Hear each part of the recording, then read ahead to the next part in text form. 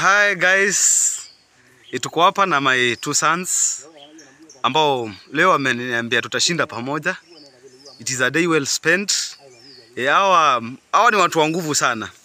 Wamekuwa watu wa kuni encourage na wamekuwa watu ambao ni wa baraka sana. We have had prayers together.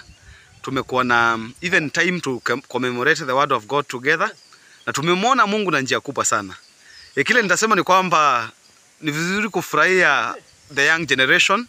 Ni vizuri pia wakati ambao unakaa na wao become an encouragement to them as you speak blessings upon their lives.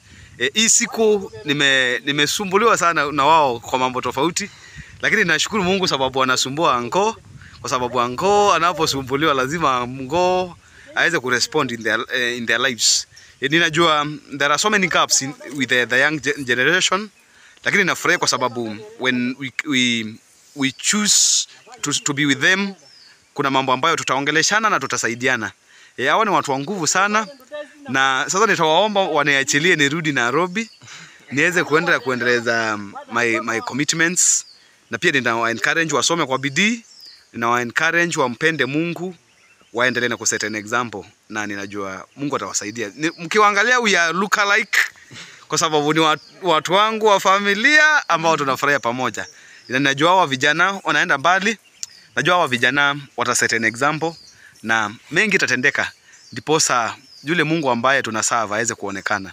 Vijana ninajua nyinyi mta disappoint. Mtani disappoint? Hapana.